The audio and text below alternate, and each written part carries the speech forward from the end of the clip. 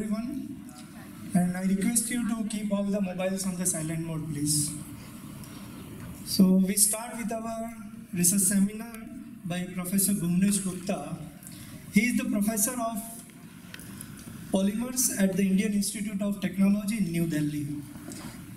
He did his PhD from IIT Delhi, and he spent a couple of years as a postdoc in Paris. And after Paris, he worked with the various countries like Sweden, Switzerland, and other different countries under different capacities in several laboratories.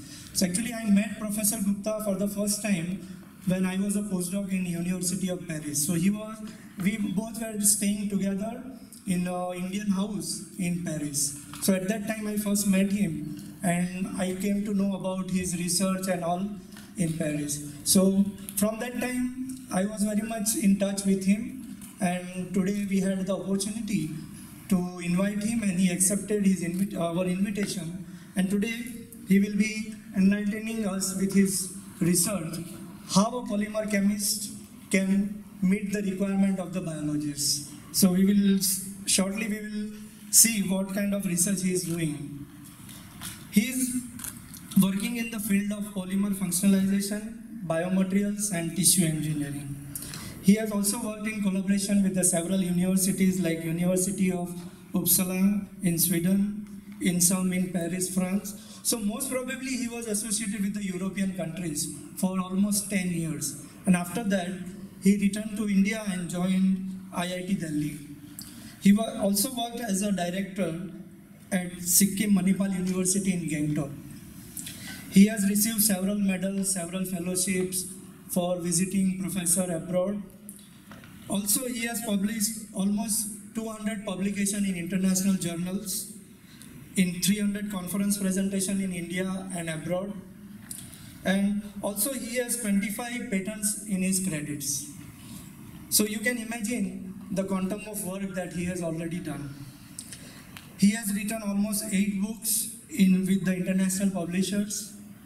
He has already graduated 14 PhD students under his guidance, and few more are working.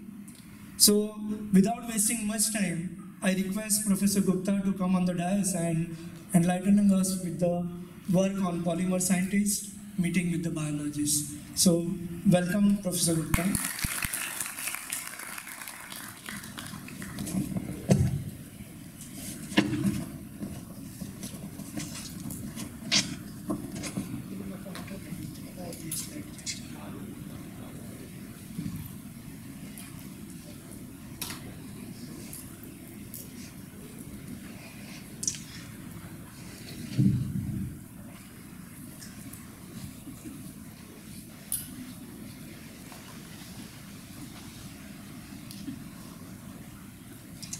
Okay, good afternoon.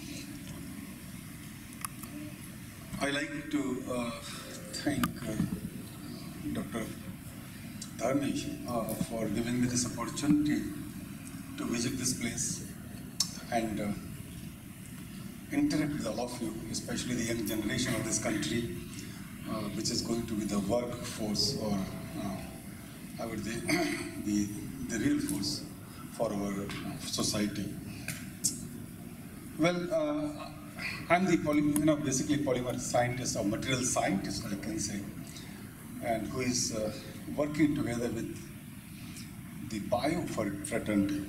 So when we work together with such a domain, there are many more possibilities where you find that your research, your output, that could be very useful for people, especially in the healthcare systems. So anything that you do, you always find, okay, somehow, one day or the other, this is going to be effective, this is going to be useful, this is going to contribute to your own healthcare system. So when you look at all these different systems, if I see the universe, the origin of universe is polymers. Whether it's carbohydrate polysaccharides, cellulose, proteins, other materials that you see in plant kingdom, collagen, other things you find from the human being. What do you find? All these things are the part of universe. So if proteins are not there, biomolecules are not there, these biomacromolecules are not there, I mean, you would have not survived. So the origin, the beginning of this universe is there, which is always because of the presence of these different materials. But then the question is, what happens when you have the polymers in one hand, you have the biology in another hand, and if you combine together these two things, you find that a new area, new domain of science is created, which is called biomaterials. And these biomaterials, as I said, they're really useful for different human healthcare systems. Now, if you look at the situation and why these materials are important, see, first thing is this population growth. You know, number of people who need the healthcare, the number is growing, and then at the same time, the awareness toward the health is also growing. People like to use the systems, they like to use products which have innovative features, and at the same time, they could be used in such a way that the performance is good. So based on all these things, so this is the necessity, it's the curiosity of the people to go for products with useful properties, useful outcome. The market for such products is growing. So there are many areas where these products are used, materials are used for our daily life. And some materials are, they're used for outside applications. If you go to a surgery, you find a surgeon has the gown, it's called dressing, special gown. So that's one application, because it's not a simple coat or apron which the surgeon is having. It has multifunctional features in there. Similarly, but that is the application where the material is used outside the body. But there are many applications, there are many possibilities where these materials are used inside the body. That means materials are used in such a way that they are in contact with the body tissues, okay? So these are the applications, like first thing, wound dressings. Whenever there's a wound or some complications, you need dressing and use dressings so that the proper healing of the wound is achieved. Similarly, the tissue injury, very interesting area these days. This has come up. What happens in tissue engineering, and actually this area is only 25, almost 25 to 30 years old. So what happens in tissue injury, you can virtually grow your own body parts in the laboratory and fix it whenever you want it. It's a fascinating domain. What happens in this case, you take the cells from your body, you grow them, and tissue is developed. I'll show you how it happens, which is the reality today, that if you have the materials, you have the polymers. These polymers could be used to develop these structures for your own body. Similarly, sutures. You must have seen the stitches. What are the stitches? The stitches are the monofilaments or multifilament structures which are used to tie tissues after surgery. So what is in there? It's not like you take any thread and put the stitch out of it. It's not like that. There are some special features in it. And those features you would like to see before surgeon is going to use these materials for your health. And catheters, especially urinary catheters, they're always part of any surgery. And because urine has to be drained out throughout the days together after some surgery performed. So if we look at the possible in all these applications, the material may be different, the application may be different, but one thing is common, that it is biocompatibility. Because the material is going to be in contact with the tissue, that we should have the material which shows minimum negative response from the body. You know that if you use anything inside the body, there is reaction. Immunogenic system is there. So immune response is there. But how do you remove or how do you minimize the response, negative response? I think that's the beauty of the system. So when we have all this system, I start tell you one thing, the tissue engineering part, which I said, you can develop your own body parts in the laboratory, but question is how? What happens in tissue engineering, but this is almost like substitute for the transplantation, okay? What happens, transplantation, you take the body part from one patient or one person, take it out, transplant it to another person, kidney, liver, whatever it is. Now, in this case, what happens, you take the healthy cells by biopsy from the patient's body, expand them in a specific number, grow these cells on top of a support, which is the polymer support, and once you grow it, it becomes tissue, isn't it? So once this tissue, you take out the tissue, transplant it to the site where the damage was. And that's how you carry out the reconstruction of the body parts. But what is important here, the polymer. If you take out the cells from the body, you try to put it on top of a polymer, the cells will die, isn't it? They will not be alive. That means as a polymer scientist, your job is that you should develop the polymer which is smart enough so that it provides proper atmosphere to the cells to be seated on the surface and to initiate the growth of these cells into a tissue. And that's where our technology, that's where the material science and materials technology that comes into picture. So you can see this, and we started this work long back, almost 2001 or 2002 in collaboration with EPFL, Switzerland. This is the professor with whom I started.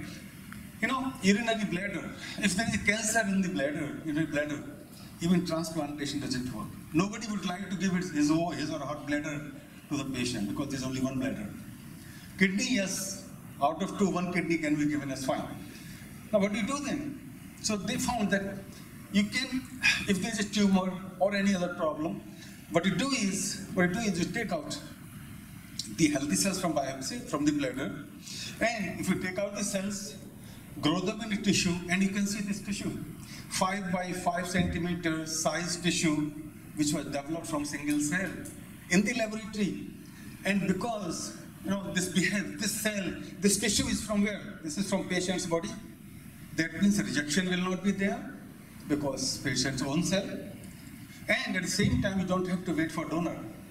In transplantation, you must have seen by the time donor is there, the patient is dead.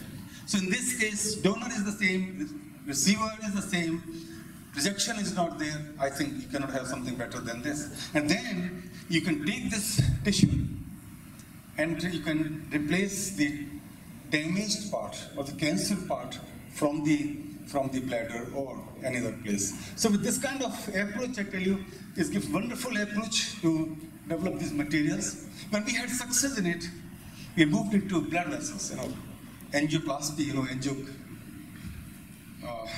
angioplasty, ballooning, and you must be knowing it. Then when coagulation, the internal deposition of cholesterol, other things inside the blood vessel, you go for the bypass surgery. Now, if this is a diabetic patient, even this becomes a problem because saphenous vein that you take out from thigh, even that mismatches sometimes. So what you do is my student, she's Jinsi Joy, she's working on this system. What we do is we develop tri-layered structures, hollow structures out of polymers. And the polymers that we use here are all biopolymers, biodegradable polymers. Because when you have some polymer,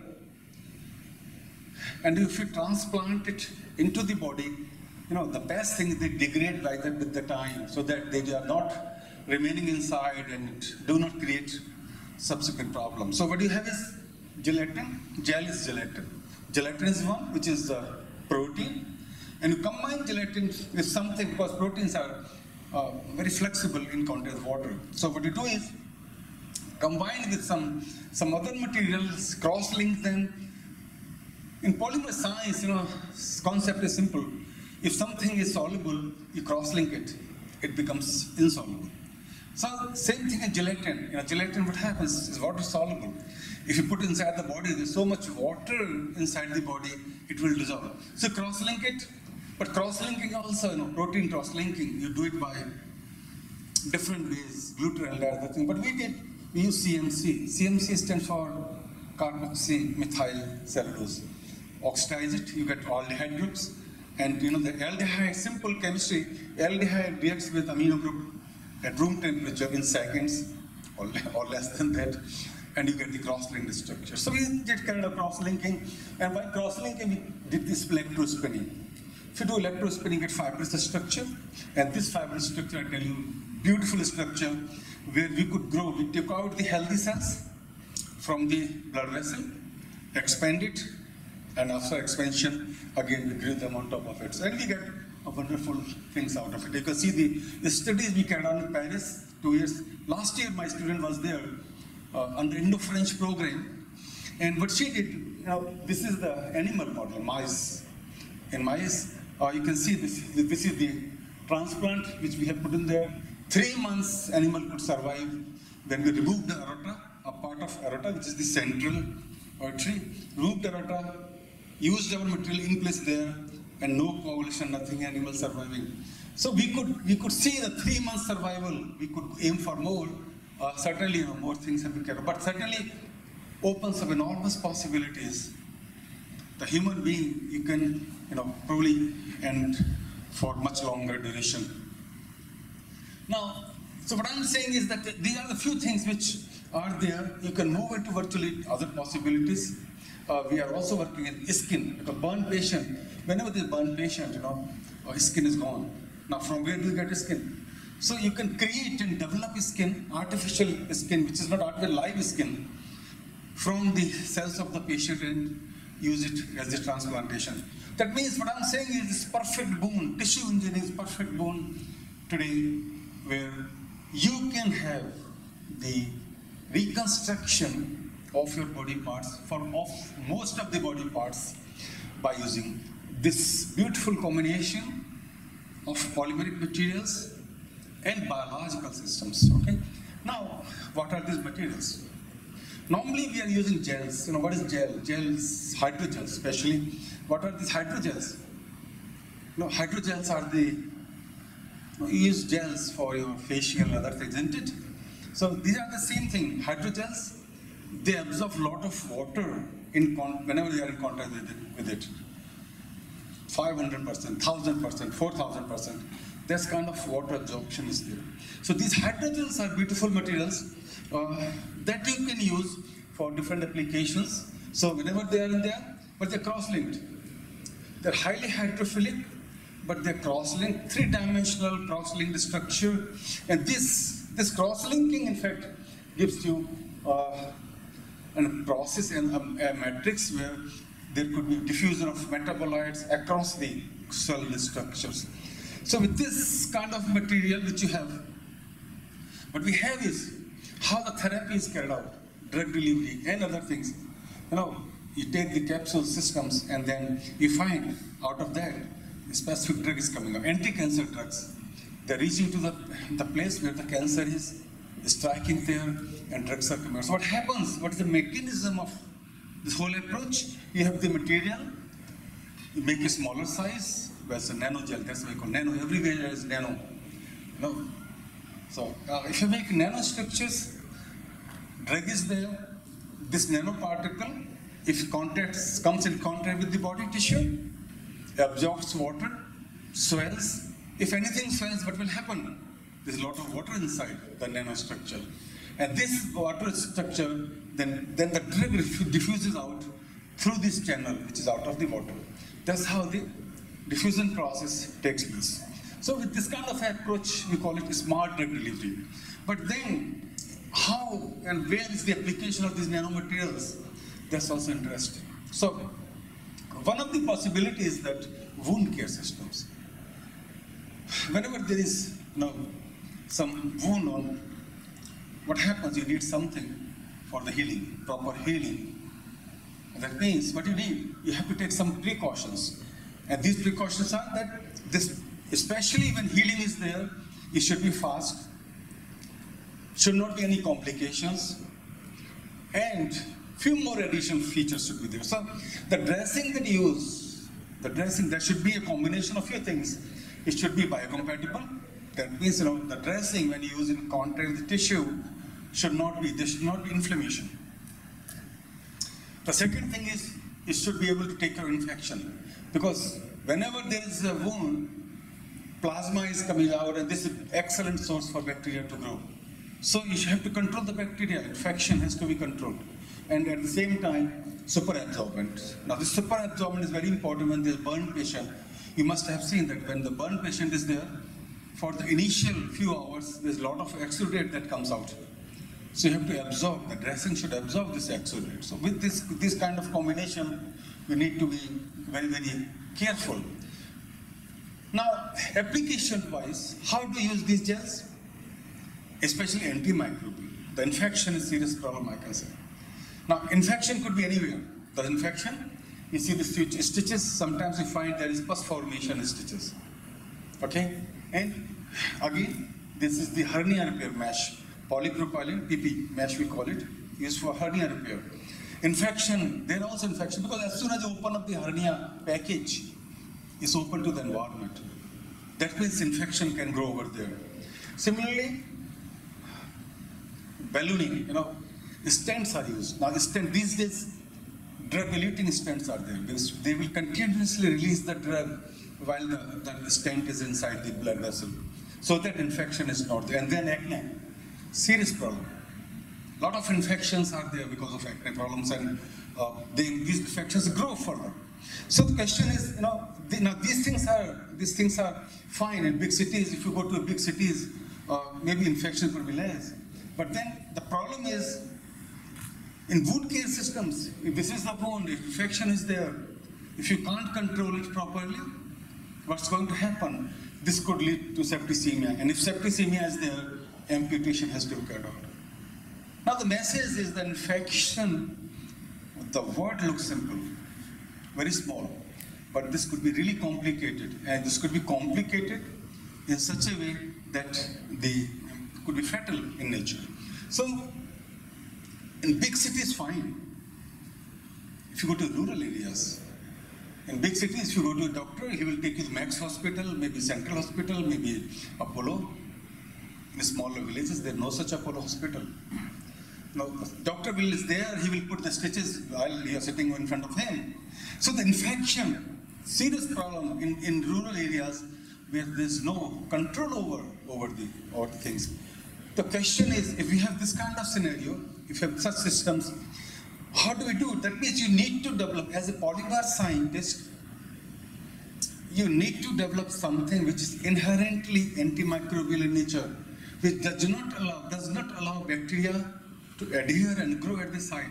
I think if you can do this job, it's a wonderful gift to the mankind. So with this kind of scenario, how do we do that? The question is, what do we do? First thing, two things. First thing, choice of the antimicrobial agent. See, in our dressing, you should have something which will not allow infection. That means either the bacteria is not growing on the surface, or if it stays there, it should be killed immediately. So bactericidal in nature. So what are the 8 things? Now since decades, what are we using? We are using antibiotics. Tetracycline, one example I give you. This is tetracycline which is being used. But then you have limited antibiotics. There are complications of the antibiotics. So question, what do we do then? There's enormous possibilities of using this mass, aloe vera, curcumin, neem oil, herbal, a lot of herbal products are there. Today in the market, if you go there, different creams are there where you find aloe vera as a product, as a constituent. So my question is, fine, antibiotics, fine, but can we replace antibiotics with such a scenario where we have the aloe vera or curcumin or any other product which is there? So along with that, silver. There's a lot of, I would say, work going on these days, and people are talking about silver, because silver is antimicrobial nature. But within silver, what is the recent thing? The recent thing is that we have nano silver. So all these things could be done. My student Rupali, she is now in the US. She was working on these systems for her PhD program. And what we find is that if we use such systems, question I like to give you the possibilities of designing these materials, designing these dressings. So you take any polymer, you can take polyvinyl alcohol, these are the polymers, commercial polymers in the market. Polyvinyl alcohol, the one example, polyethylene oxide, another example, they're biocompatible polymers. Sorry. So we combine them with carboxymethyl cellulose. So these are hydrogels, okay? So we combine with hydrogels together, and but we develop the dressings. You see the dressings here? This is the one, the top one, white one is from aloe vera. This dressing is a combination of PVA hydrogels with aloe vera. Similarly, this color, you can imagine this is the color of haldi, so curcumin. That's why it's yellow in color. And at the same time, when we use these dressings, as the hydrogel dressings, there are many possibilities that we find. You see the structures, you can see what kind of structures that we get. If you make a cross section, try to see same of these materials, all are porous in nature. Now porosity helps in what? The porosity helps in large amount of exudate absorption from the wound. If there is exudate coming out, it will absorb maybe 200, 300, 400% of the liquid. So that's the advantage of such dressings. Now these are inherently, what I like to show you is that they are inherently capable of taking care of infection. You see here, this is from E. coli with aloe vera systems. So we use aloe vera based dressings, white one that you have seen. This is control. You see all these colonies throughout, the petri dish full of colonies is because of what? Infection. The colonies are forming. But if you use the aloe vera, 20%, 40%, 50%, even 20% aloe vera, you can see that 91% reduction in infection. So what you see here is, it's not like antibiotic where you find 100% reduction in one day. Okay, here 90% reduction, that means it's slow and mild and agent which is taking care of infection. It's not bad. If 90% could be done, why not you do it again, replace with fresh one? So maybe you will be cured in 4 days or 5 days instead of 1 or 2 days. But you have the possibility of using these herbal materials for your applications. Similarly with curcumin also, you find these materials are quite interesting. 10% curcumin reduction is not as much as you find in aloe vera, but fine. You find some reduction in the colony formation. Some people have tried, what you can try is, you can use aloe vera system or these systems, but then you can combine them with tetracycline or any other drug. And if you do that, you find 100%, as I said. So if you use antibiotic combination or separately, you end up in 100%. But if you don't use tetracycline or antibiotic, 90%, 95%, which is not bad, equally good, okay? So with this kind of scenario, the question is, whenever you develop biomaterial for medical application, you have to go for preclinical trials. Now preclinical means it has to be in animal model, rat, rabbit, sheep, or like that. Now here you see the trials we cannot in mice, and what you find is that the materials, pure gel, this with aloe vera, tetracycline, and combination of two, aloe vera and together with TC. And you find that in 21 days, that's the time. Protocol says you have to find the healing after 21 days. So you find that in 21 days, a perfect healing is completely healed with aloe vera. Even you could see that it's better. In 21 days, look quite nice with aloe vera systems. So what I'm saying is that system, if you use aloe vera, pure aloe vera, or in combination with tetracycline, it gives you beautiful things. But then, you could see the antimicrobial agents. You could see the agents which are used for from bio or herbal products. What are the possibilities if you want to use the base material? Now, you could use PVA, which is synthetic. You could use polyethylene oxide, again synthetic polymer. But you can make a completely natural system for a wound care system. So what you have is, in this case, you can use chitosan. This chitosan you get from seafood processing industry.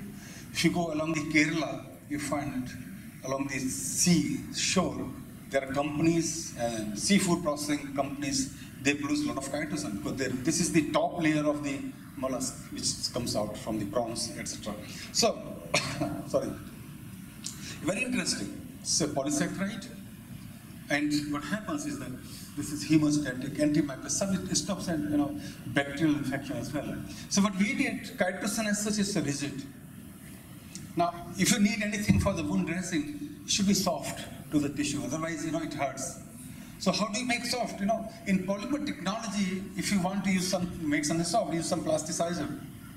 And that's how everything moves. So use plasticizer, sorry, other things. So you have PEG, which has plasticizer. To want to increase compatibility, biocompatibility, use polyvinyl pyrrolate or PVP. So this combination is the beautiful combination which is there and coated on the fabric. And you can, in fact, you have to see how the tissue compatibility is there. So you can see the different cells, different inflammatory cells that origin during the contact, and you find that we did not find much any difference. This is controlled, many cells are there, but again here in aloe vera, curcumin, inflammatory response, macrophage, other things we did not find. So it says that this material is perfectly fine as far as the contact or the biocompatibility is related. But then, what's the beauty in it? If system is like that, what's new in it? My student, Dr. Sadia, she's now already PhD, and she patented this whole thing. See, if you have the wound, and if you repair it, you find after some time there is some scar formation, something left behind. Now, if a scar formation is there on the hidden part, you don't care. But if it's on a hand or face, you always feel throughout the life why it is.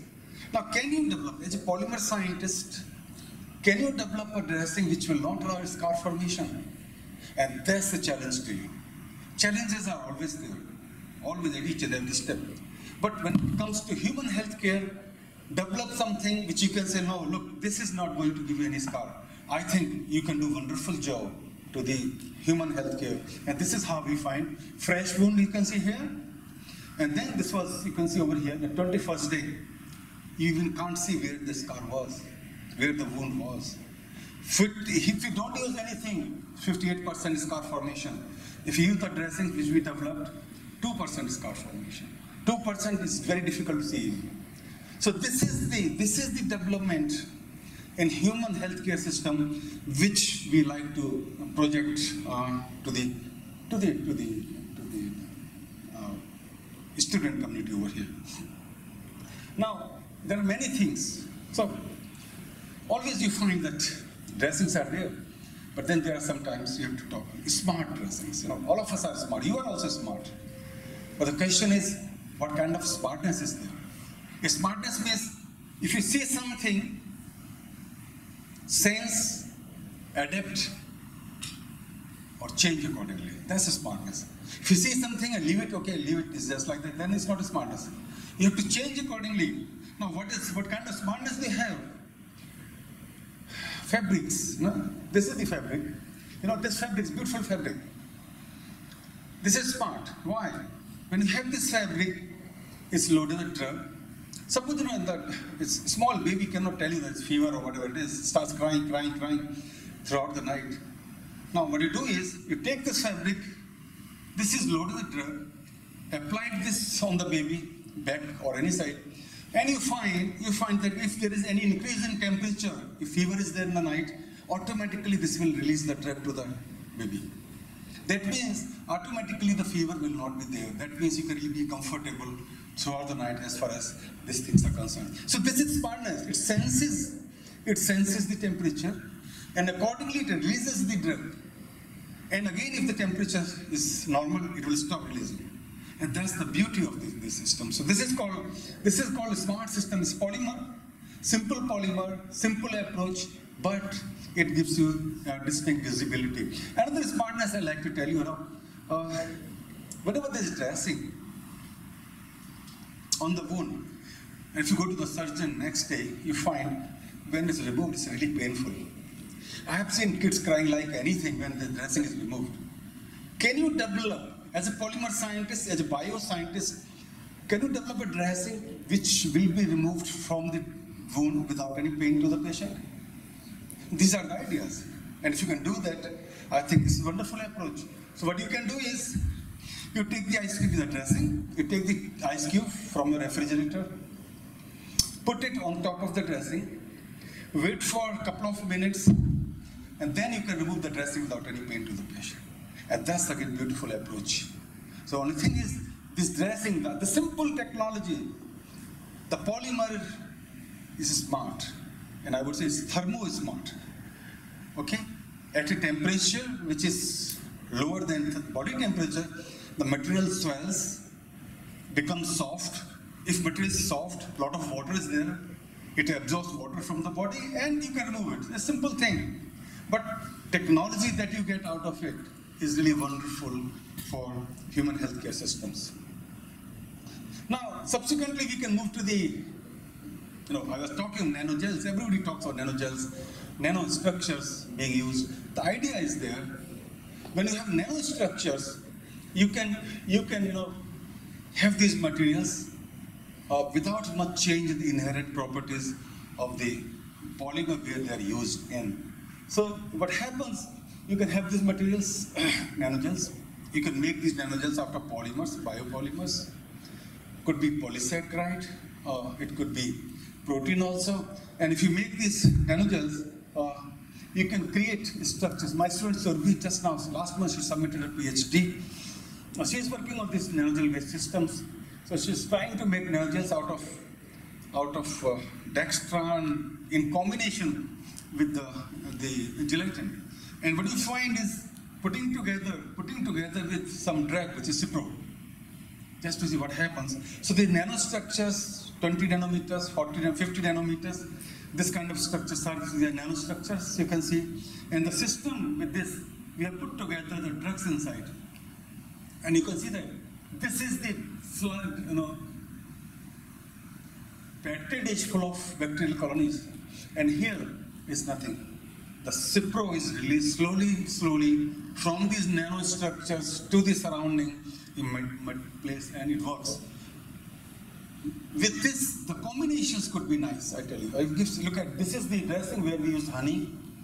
Honey is added to the whole system, so you have the nanoparticles together with everything, put it together in honey, and try to see if it works. Similarly, we have the hair dressings with clove oil. So everything is herbal, natural herbal with polymers, biopolymers plus bioactive materials together.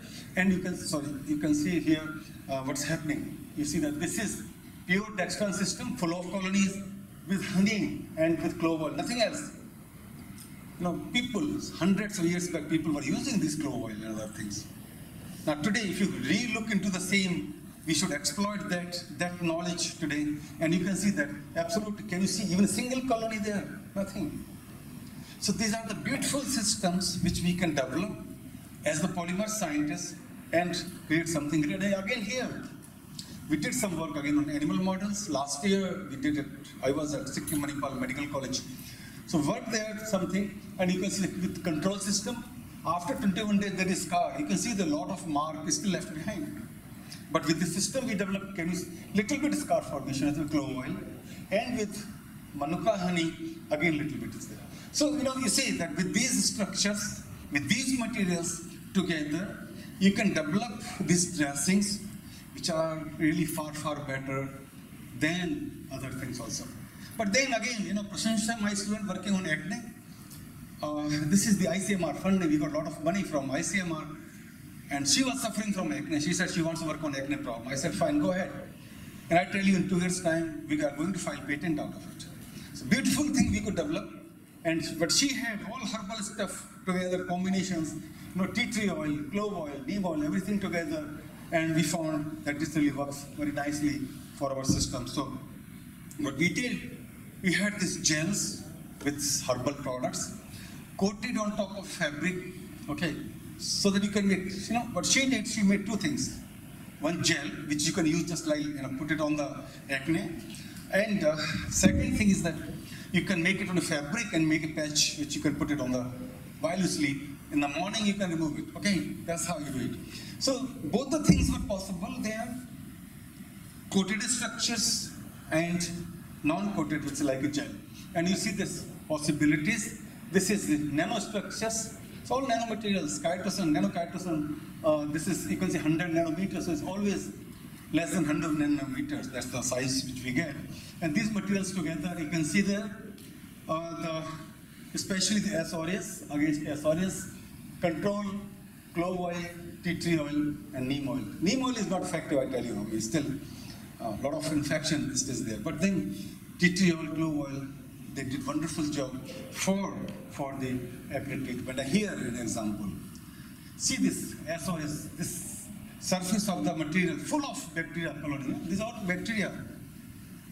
But here, with clove oil,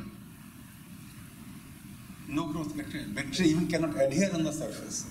So this gives you enormous possibilities for such kind of materials. But then, people are working on silver also, combining silver together with hydrogels.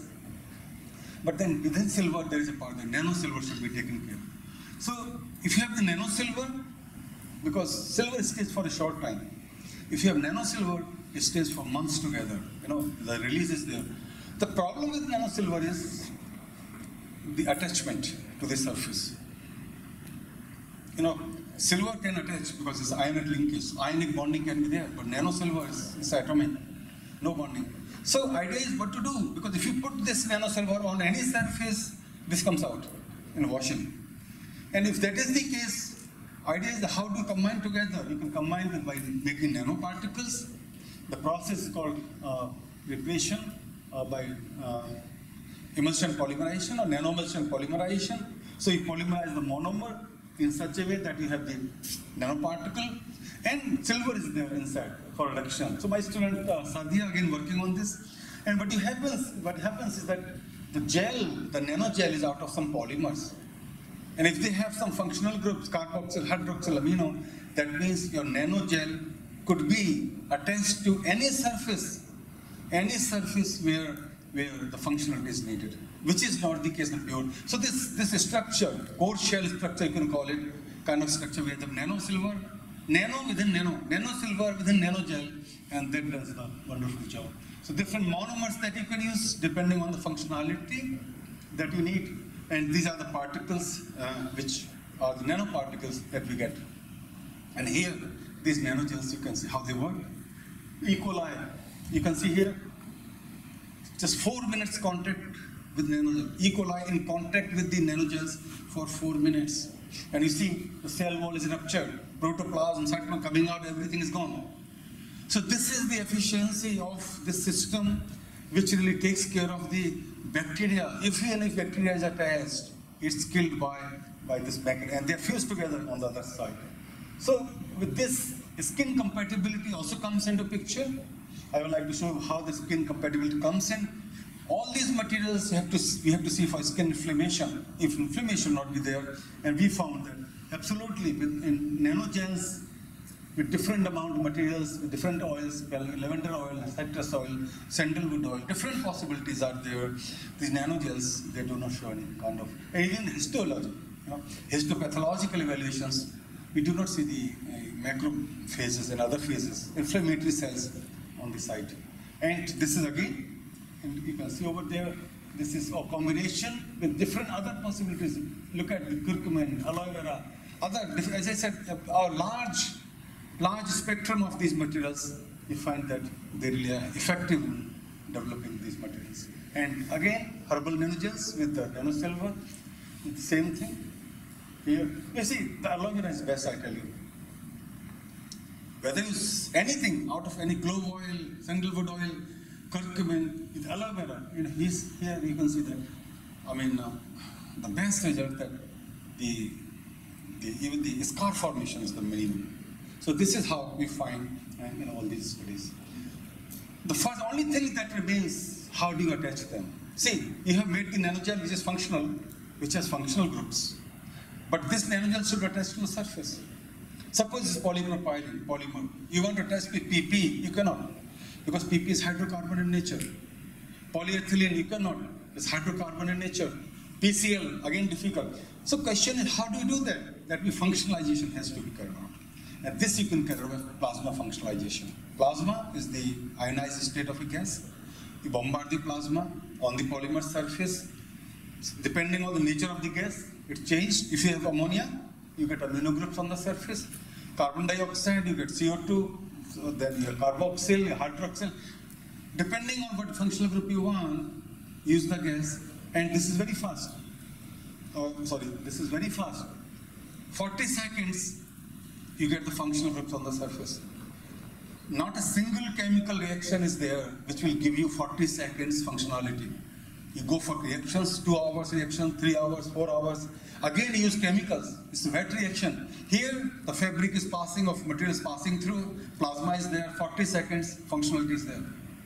So that's the beauty of the system, that is environmental friendly also. Now, this kind of material, if you functionalize it, we used for sutures. That's the last thing which we wanted to tell you. We use the sutures. Now, infection is there quite often. So how do you control the infection? This PP, okay, polypropylene. Polypropylene suture is commercially there. Surgeons call it Prolene, okay? So these sutures, what we did, we carried out plasma functionalization and then developed the material. You can see the structure. What happens, the drug which is mobilized on top of surface, this is released to the surrounding tissue and doesn't allow infection. That's how it goes. So what we do is we take the PP suture, functionalize with plasma, create functional groups, different functional possibilities, and immobilize drugs on top of it. You can see this. This is the suture. You see a lot of infection. This is the suture which is modified. In the zone of inhibition, there is an area where there is no growth of bacteria. In both the cases, E. coli and pneumonia also. E. coli also, there is no bacterial growth, but here there was growth. And these things we tried to see in animal model also, and which was a beautiful thing. So nanosilver, nanohydrogels, a combination of moieties that really works with vector. We did animal studies, again in Paris in collaboration, and you can see this. If we use the normal suture, lot of redness is there, inflammation is there, edema is there. Edema is the, we call it swelling basically, that's edema, that's the term. Edema is there. In this case, no swelling, no redness, no inflammation, nothing. So after functionalization of the material, we can say that we can control the infection at the site for all these materials. And histone, surface, you can see, there's no inflammation, no redness, nothing, as far as this materials biocompatibility is concerned.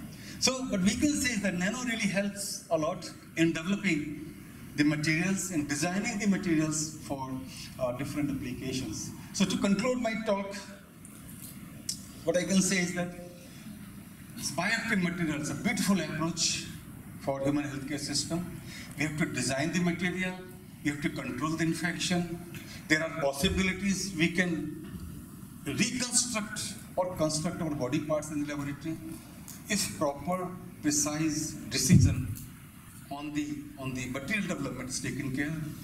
There are possibilities to develop dressings and sutures which will control the infection. But certainly, nanochemistries, I can tell you, nano is nano.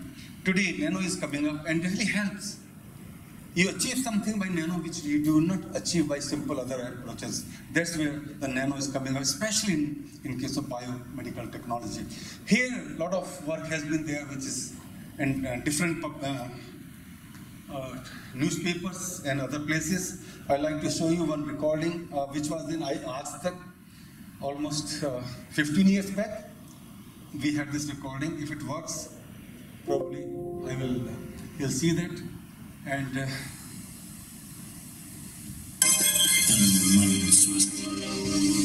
अगर आपसे कोई ये सवाल करे कि textiles और सेहत के बीच क्या संबंध है तो आप शायद ही बता पाएं, लेकिन पिछले कुछ सालों से IIT दिल्ली में चल रहे एक रिसर्च के मुताबिक जल्द ही कुछ खास फाइबर्स की मदद से शरीर के कुछ अंगों की मरम्मत की जा सकेगी। आईआईटी दिल्ली के टेक्सटाइल विभाग और उपसाला यूनिवर्सिटी स्वीडन के कुछ लोग एक अलग ही तरह के कपड़े को बनाने में जुटे हुए हैं। इस टेक्सटाइल या पॉलीमर की खास बात यह है कि इसे यूरिनरी ब्लैडर रिकंस्ट्रक्शन की रिसर्च में इस्तेमाल किया जा रहा है और इसी को ध्यान में रखते हुए इसे खास तकनीक का इस्तेमाल किया गया है। फायदा जो टेक्सटाइल निटिंग्स का है over the other scaffolds for bladder construction वो यह है कि निटिंग्स फैलती भी हैं, सिकुड़ती भी हैं। जैसे कि ब्लैडर फैलता है, सिकुड़ता है यूरिन के भरने के साथ साथ, खाली होने के साथ साथ, तो वो कहीं किसी और पॉलीमर मटेरियल्स में पॉसिबल नहीं है जो कि टेक्सटाइल निटिंग्स हमको देती हैं। दरअसल इस तकनीक में पॉलीमर का वातावरण इस तरह का बनाया जाता है जहां बायोप्सी के जरिए शरीर से निकाले गए सेल्स आसानी से जिंदा रह सके। यही सेल्स कुछ हफ्ते बाद पॉलीमर समेत शरीर में वापस डाले जाते हैं, जिससे मरीज की हालत सुधर सकती है। एक तो सेल्स जो हम यूज़ करते हैं ग्रोथ के लिए वो पेशेंट की होती हैं, तो डोनर का वेट नहीं करना होता। दूसरा cells belong to the patient, तो रिजेक्शन प्रॉब्लम काफ़ी हद तक हमारे सॉल्व हो जाती है। खासतौर पर तैयार किए गए इस कपड़े को बनाने में काफी मशक्कत करनी पड़ती है। इस रिसर्च के दौरान ये भी पाया गया है कि क्योंकि ये कपड़ा बायोडिग्रेडेबल नहीं है, इससे शरीर में सेल्स को ट्रांसप्लांट करने में दिक्कत हो सकती है। हालांकि इस रिसर्च को हकीकत में बदलने में कुछ वक्त लग सकता है, लेकिन विशेषज्ञों के मुताबिक इसकी सफलता का न सिर्फ ट्रांसप्लांट के मरीज बल्कि नसों और हड्डी के रोगों से पीड़ित लोग भी फायदा उठा पाएंगे। प्राची भुट्टर, दिल्ली, आज तक।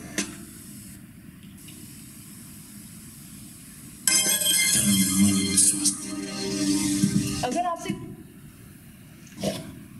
Okay, so that was young Bhunesh Gupta 15 years back.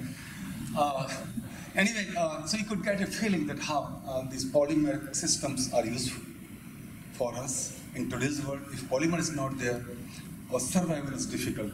But in any case, I'd like to thank people who have been associated with it. A lot of funding I got from Europe, I tell you. People were addressed to it. Indian government certainly they did a lot of funding to us, to our group. People who have been attached from France, from Sweden. In India also, from Chandigarh, NIT, Jamia Hamdard, Nehu Shillong, and Sikkim Manipal, especially that's also medical college where. And here you see the group who are working with me. This side, all dressings group. In between you find the nano people here this side, and then you have tissue engineering group also. So they are all part of my group at IIT Delhi. With that, I'd like to thank you so much for your attention.